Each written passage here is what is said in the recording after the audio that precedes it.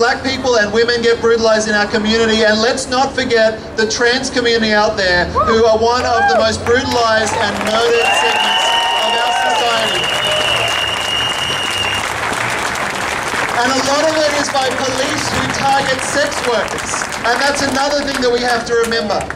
So I want to bring up a few of the people who have been brutalized are going to be speaking today. Actually, the people who have had charges laid against them or were specifically beaten up have not come here today, probably because they're a bit messed up right now and probably because they need some time out. But there is a woman who was there on that film who was calling out, the police are going to investigate this thing internally and he'll get off and he won't be punished. And I understand that woman is here somewhere, and I'd like to hear from her. And actually, she's right here.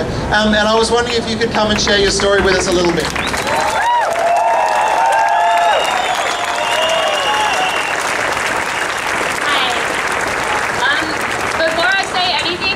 That I got off the phone with Jamie Jackson about 15 minutes ago, and he's completely overwhelmed with gratitude at this.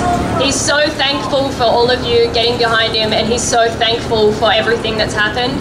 He's a bit scared and a bit freaked out by what's happened, but really, really, really appreciates it and wanted me to pass that message on because he couldn't be here.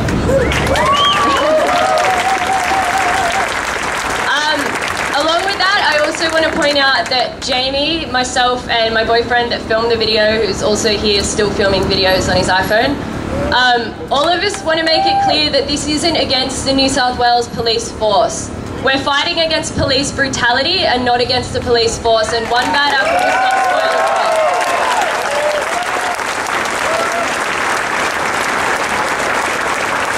Officer 226 has some questions to answer, and any other policeman that ever brutalises anyone or treats anyone in an unfair and unjust manner has some questions to answer.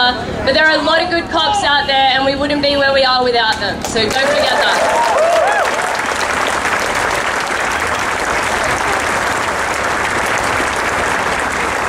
As for what happened that night, the backstory, which I haven't really been able to tell any news networks or anywhere where it's going to get much media coverage, but which everyone does deserve to know, is that what happened before that video was even worse.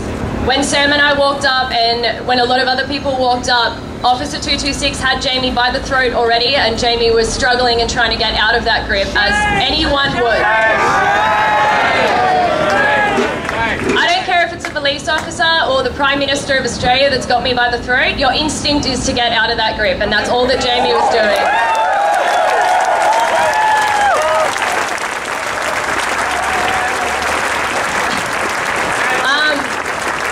That said, I'm not here to absolve Jamie of any wrongdoing. I'm not here to deny or to claim his innocence, but I think the court system is in place for a reason. If Jamie was using offensive language, that's a completely separate issue. If Jamie was resisting arrest and if Jamie was assaulting a police officer, he's going to court on April 1st because of all of that.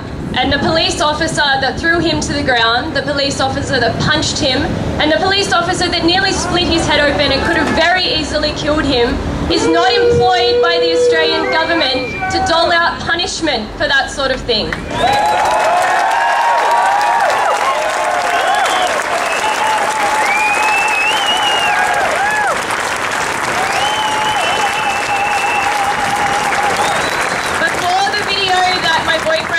And before the videos that have emerged since, that same police officer had thrown him by the throat backwards to the ground and made his head bleed, then punched him again when he tried to lash out, which is maybe the wrong thing to do, maybe not the wrong thing to do, but it's not up to that cop to punish. Yeah.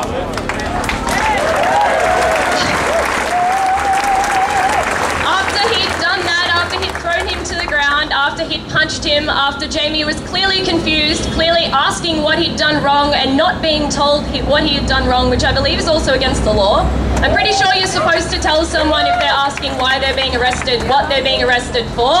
And all of that aside, Jamie's original arrest charges were assault against a woman who is not pressing charges, who didn't consider it assault, and now he's just stuck with the typical trifecta. I think that says a lot about Officer 226, and it says a lot about the circumstances surrounding Jamie's arrest. And I think that we should be fighting against what happened to Jamie and not what Jamie did. I don't think that matters.